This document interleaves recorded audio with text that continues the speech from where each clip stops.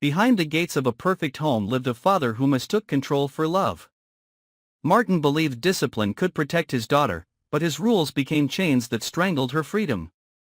Samantha's escape into the storm led her into the arms of Nathan, a man tied to Martin's buried sins. One night of rebellion turned into tragedy, and the family that once looked flawless began to collapse under guilt and silence. Now, as secrets resurface and forgiveness comes too late, each of them must face the truth. Love without trust becomes fear, and protection born of guilt can destroy everything it touches. Before the storm that shattered them, Martin had once been a man of purpose. In the years after losing his younger brother in a drunken driving incident he secretly blamed himself for, discipline became his religion.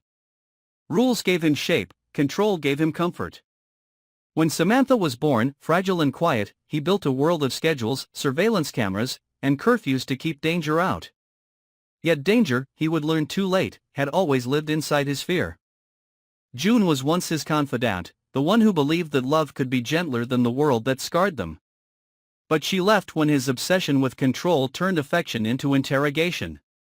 Nicole stayed nearby, watching her son tighten the leash around his own child, praying she could intervene before the same ghosts consumed another generation. Samantha grew beneath the heavy air of Martin's household. Her laughter faded into whispers, her steps learned to move silently so the floorboards would not creak. She learned early that silence meant peace. Every act of kindness came with a rule attached. Every smile was weighed against obedience. Tyrell tried to shield her, but he feared their father's temper, the quick flash of anger that always followed any hint of defiance.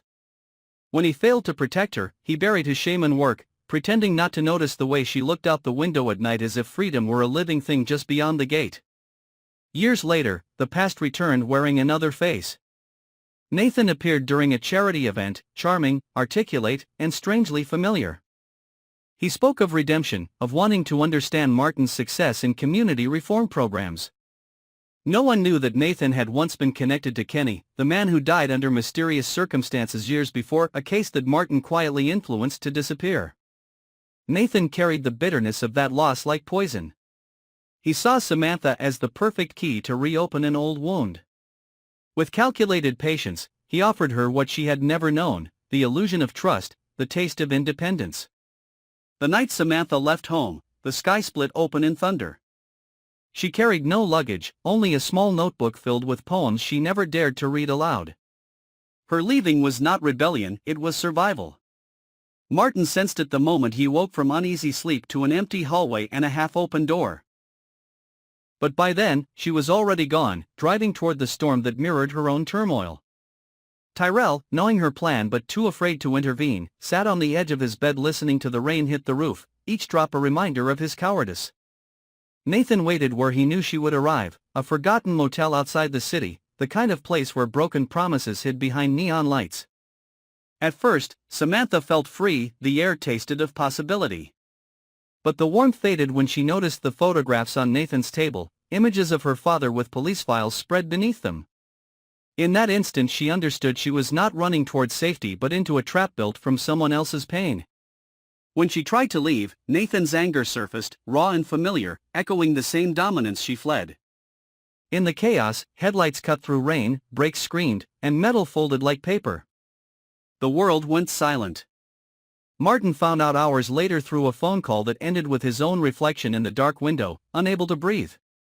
He reached the hospital soaked in guilt, realizing that everything he feared had found him again. June came when Nicole called, her face pale, her eyes holding both pity and accusation. The monitors in Samantha's room blinked steadily, indifferent to human sorrow. For the first time, Martin could not command the world to obey him. The walls he built to keep her safe had collapsed inward, burying them both beneath the weight of control. Weeks passed inside a haze of hospital corridors and sleepless nights. Martin haunted the waiting room like a ghost, his body present but his soul adrift between guilt and denial. The steady beeping of monitors became the rhythm of his punishment, a reminder that every breath Samantha took was borrowed from fate. June and Nicole spoke little, they moved around him like quiet witnesses at a funeral that had not yet ended. Tyrell arrived daily, his eyes hollow from sleeplessness, clutching the same notebook Samantha once carried. Inside, her unfinished words filled the pages like fragments of a life interrupted. He read them until the ink bled into his memory, verses about freedom, fear, and the desperate wish to be seen. Outside the hospital, the truth about Nathan began to unravel. The authorities found evidence of his connection to Kenny, the man who had once worked under Martin's supervision. The old accident that ended Kenny's life was not as accidental as the reports claimed. Martin had buried the case, blaming himself but protecting his reputation by silencing those involved. Nathan had waited years to repay the silence with ruin. The police found him 2 towns away, his car wrecked, his mind shattered by guilt and obsession. He never made it to trial. His final act of revenge had already succeeded. He had forced Martin to confront the rot he hid behind righteousness. Samantha's condition worsened before it improved. Infection set in. Machines hummed louder, alarms rang without warning. There were moments when the doctors whispered to each other in hallways, and Martin realized he was powerless not only against fate, but against the weight of his own choices. He stopped eating, stopped shaving, his reflection unrecognizable. Each time he closed his eyes, he saw Samantha's face as a child, pressed against the windowpane, watching the world she was forbidden to touch. He remembered the fear in her eyes the night he caught her sneaking out for a school concert, the trembling apology that followed. It was not rebellion she feared, but him. Tyrell broke down one night, confessing to June that he had known about Samantha's plan. His silence, born from years of submission, now curdled into guilt that gnawed at his sanity. He began avoiding the hospital, ashamed to face his sister's still body. Nicole tried to hold the family together, but the years had worn her strength thin. She blamed herself for her own silence, for not stopping Martin when he turned into his father. The family that once looked flawless from the outside had become a portrait of decay, wealth, status, and success collapsing under emotional ruin. When Samantha finally woke, it was not triumph but confusion that filled the room. Her first word was not a plea, not forgiveness, but the name of June, the woman who had offered her kindness without condition. Martin watched from the corner, unable to speak, realizing that his daughter's love now belonged to someone else. His control had cost him the one thing he wanted to protect. The guilt twisted inside him like a knife. He tried to approach her, but every step felt like a trespass. June told him to rest, but he could not. He spent that night in the hospital chapel, staring at the crucifix and wondering if redemption was possible for men who only learned love through domination. Samantha's recovery was slow.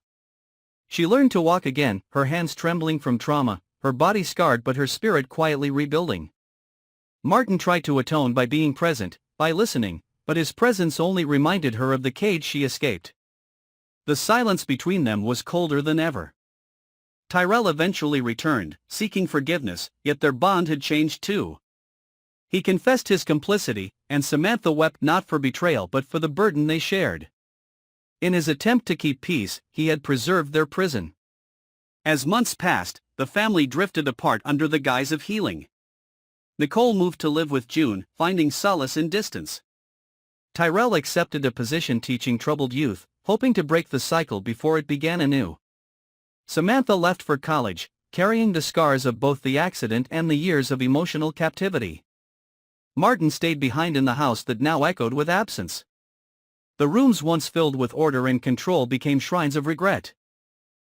He began attending therapy, confronting memories he had buried since childhood, his father's hand, his mother's silence, the fear that had shaped him into the man he became. But some damage cannot be undone. On a winter morning, he drove to the empty hospital parking lot, sat in the car, and listened to the voicemail Samantha left weeks earlier, a brief message thanking him for trying, but also saying she needed to live her life without him.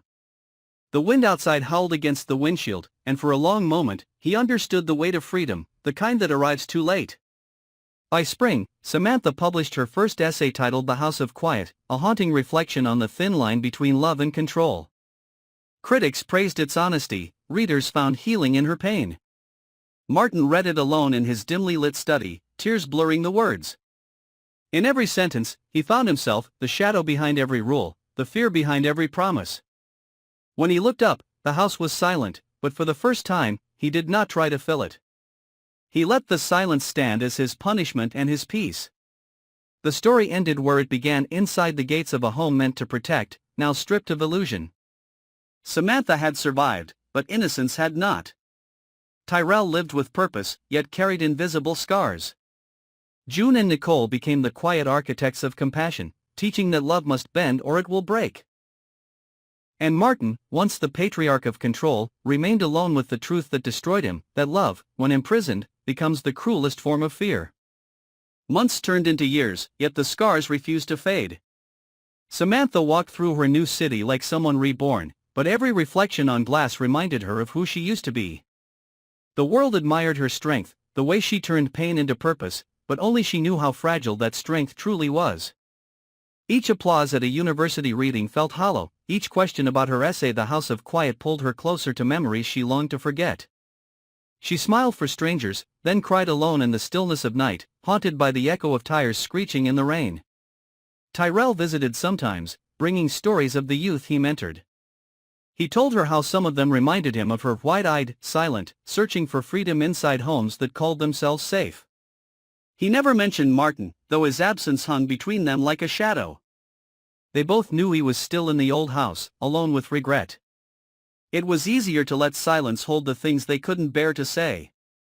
Back in Fairmont Crest, Martin lived by routine again, but it was a hollow ritual.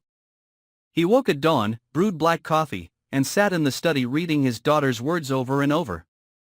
Sometimes he heard her voice in the creak of the floorboards. Sometimes he imagined the door opening, forgiveness stepping through, but it never did. He kept a photograph of the family from years ago, the corners frayed, their smiles unnatural. Every night he placed it beside the bed like a relic of a god he no longer believed in. June and Nicole stayed in quiet companionship. They visited Martin occasionally, though his eyes no longer met theirs. Nicole aged faster that year, the strain of watching her lineage crumble breaking something inside her. June, however, found new strength in distance. She began working with families like the Duprees once were, teaching parents to listen before they command, to love before they judge. She never spoke publicly of Samantha's past, but the story lived through her work, a warning carved into every lesson she gave. Yet fate has a cruel fascination with repetition. One winter evening, Martin received a letter addressed in familiar handwriting, Samantha's. It was not a plea or invitation, only a simple note: I forgive you, but I can't return. Those words shattered him more than hatred ever could. Forgiveness meant the end of relevance, the quiet confirmation that she no longer needed him. That night, he walked through the empty rooms, turning off the lights one by one until darkness reclaimed the house. In that darkness, he found the courage to face what he had always avoided, the old files about Kenny's death. Hidden behind them lay the truth he had rewritten decades ago, a single report that proved his negligence caused the accident. It was the guilt that had poisoned every gesture of love thereafter. Overwhelmed, Martin drove back to the site of the crash that had taken Kenny's life. The rain returned, just as it had the night Samantha ran away. He stood by the rusted guardrail, headlights cutting through mist, and whispered a silent apology to ghosts who could no longer hear him. In that moment, he realized repentance is not freedom, it is acknowledgement of chains that never break. Days later, Tyrell arrived at the house and found it empty. Only a journal remained on the table, filled with letters Martin had written but never sent. Some were addressed to Samantha, others to his own father. The last page contained no words, only a date and a single pressed flower, the same kind Samantha used to place in her notebooks. There was no body, no note of finality, only the quiet acceptance that Martin had vanished somewhere between memory and remorse. Samantha returned home months later, drawn by a dream she could not explain. The house stood silent, reclaimed by ivy and dust. She wandered through its rooms, her footsteps stirring echoes of her childhood. On Martin's desk lay the journal. She read until dawn, tears staining the pages, each sentence a confession, a piece of the man she both loved and feared. When she finished, she closed the book and whispered into the empty room, not in forgiveness but in farewell. The story of their family became a whispered legend among neighbors. The tale of a father who loved too hard, a daughter who fled too late, and a son who learned that silence can kill. For outsiders, it was tragedy, for those within, it was evolution. Samantha carried that legacy like a scar turned into armor. She taught others that love must breathe or die, that control dressed as care is still a cage. As dusk settled over Fairmont Crest, the last light through the broken windows painted the old family portrait on the wall. Dust floated like ash in the orange glow. Somewhere, beyond the gates, a church bell rang a requiem not for the dead, but for the living who had finally learned how to let go.